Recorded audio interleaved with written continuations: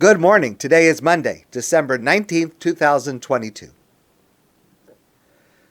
The observance of Chanukah is described in the Talmud with the words Ner Ish Ubeso. A person and whoever is in their home should light a menorah in their home.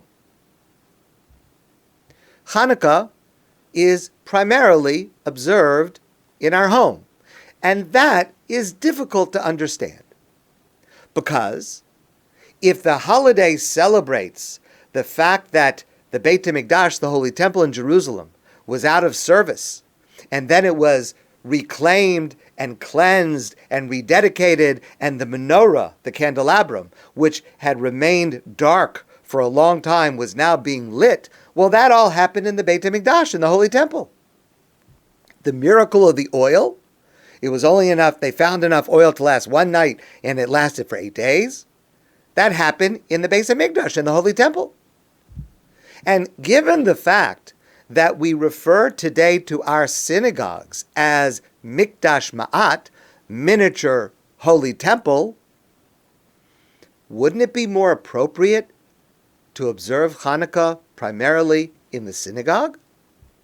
Like we do on Rosh Hashanah, like we do on Yom Kippur. Of course, there's a component at home, there's a component in the shul, but Rosh Hashanah, Yom Kippur, it's primarily in the shul. And it would seem even more obvious that Chanukah should be in shul. Yes, it is true. There are some observances of Chanukah in the synagogue. In our prayer service, we add the prayer of Hallel, praise to Hashem, but you could say Hallel at home as well.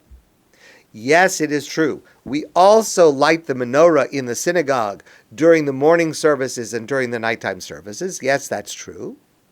But first of all, that is a relatively recent custom. And second of all, it does not fulfill our obligation of lighting the menorah. We still are obligated, each one of us, to light the menorah at home. Why is Chanukah primarily observed at home? So I want to share with you a story. I've shared this with some of you before. I heard this from Rabbi Shlomo Riskin. A number of years ago, he went to visit a community that had just reopened their synagogue. The city, town, small town, it's called Belmont in Portugal. And at this reopening of the synagogue, there were maybe 70, 80 Jewish people, and they were all davening, saying every word of the prayer out loud. It was very, very beautiful. But there was something extraordinary about this event, because this synagogue had been closed for 500 years.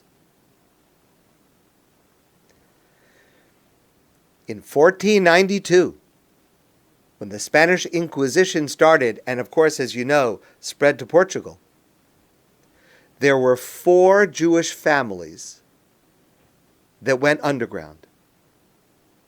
And for 500 years, they lived as crypto-Jews, secret, hiding.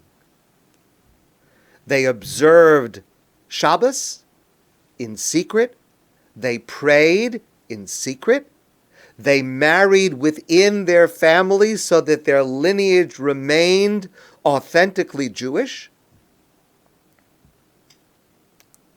And finally, after 500 years, in 2002, they were able to reopen their synagogue. And today, it is a thriving Jewish community. And at the entranceway to this synagogue, they have an inscription over the doorway. It's in Hebrew, and this is the translation. Here in this town, the chain of our tradition has not been severed. How did they do it? They were able to maintain their Judaism by maintaining their Judaism at home. No synagogue, no public observance, but through their home, in secret, the candle of Jewish light was never extinguished. For 500 years, 1492 to 2002.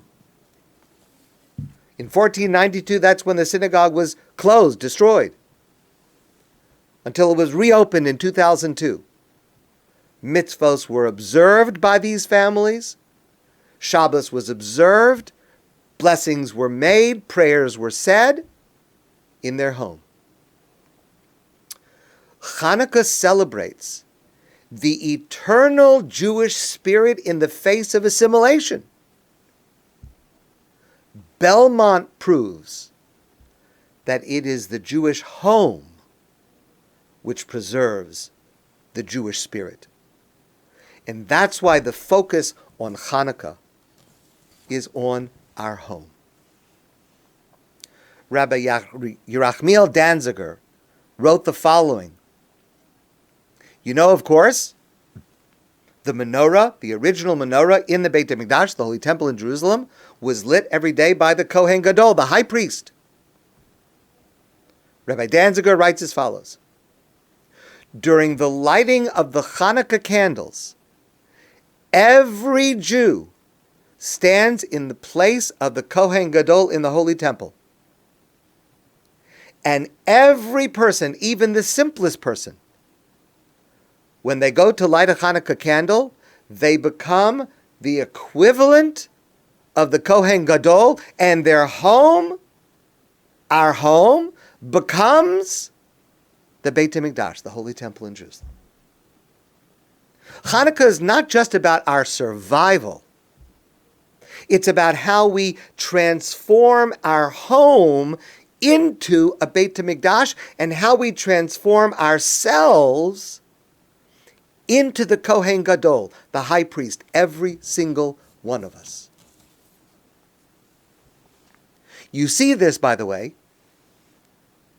in the text of the prayer that we add to the Amidah, the Shemona Esrei, and also to the benching, Birkat HaMazon, the grace after meals, the prayer that begins Al Anisim, we thank God for the miracles that He did, and then the prayer is a short description of the narrative and the miracle of Chanukah.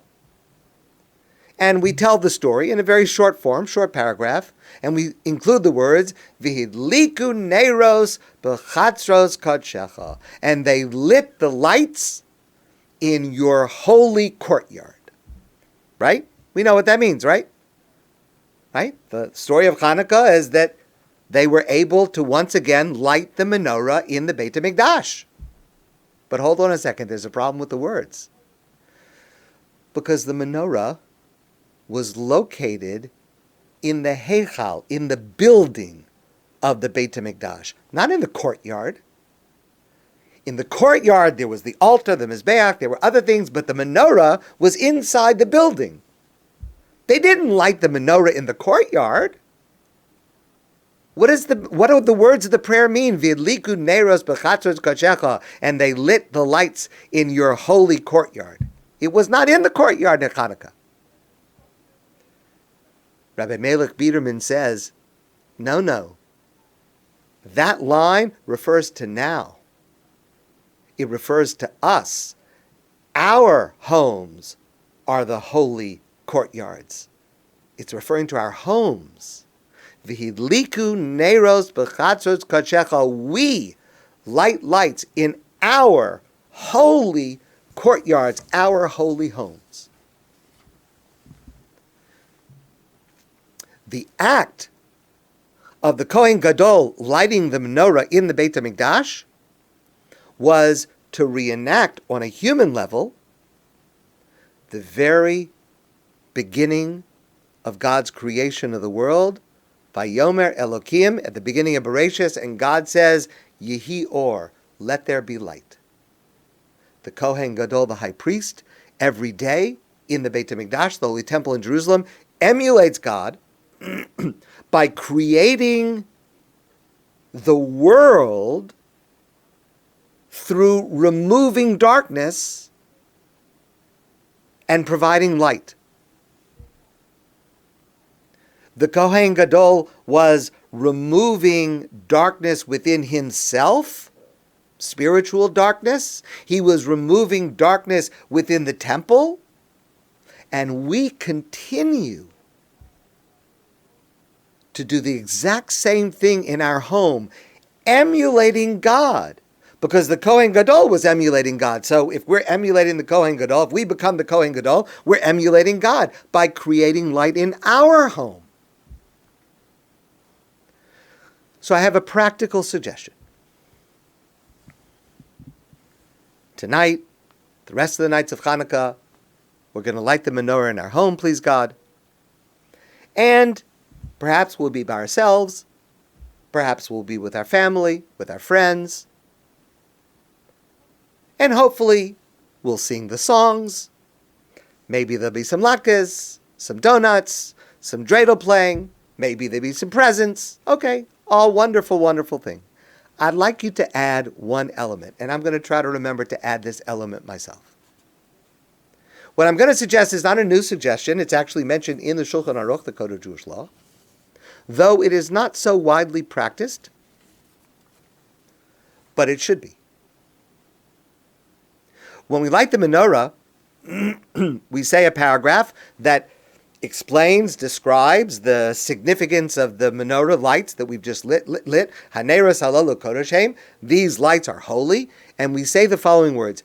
Ein lanu reshus lishtamesh bahem. We have no permission to use them for our own personal benefit, right? That's why we have the shamash light, because I'm not allowed to read by the light of the menorah. I'm not allowed to count things by the light of the menorah, because the menorah is there, the illumination is there only for the purpose of the mitzvah. Ein lanu reshus lishtamesh bahem. I have no right, I have no permission to make personal usage of the illumination provided by the menorah. Ella, rather, only, exclusively, Lir osam bilvad. The only thing that I can do is look at the lights. I can look at the lights. So here's my suggestion.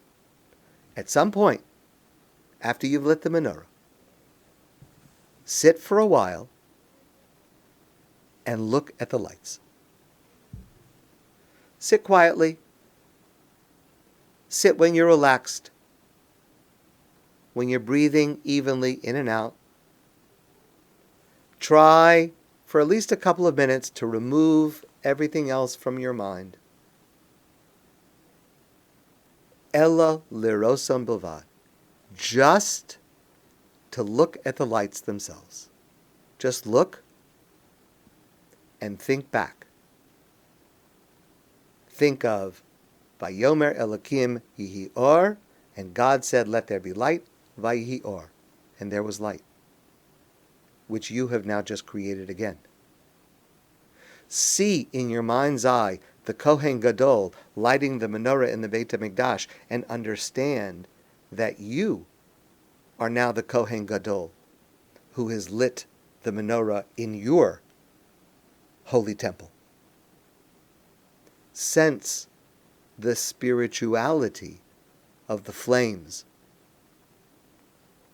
Sense God through the light.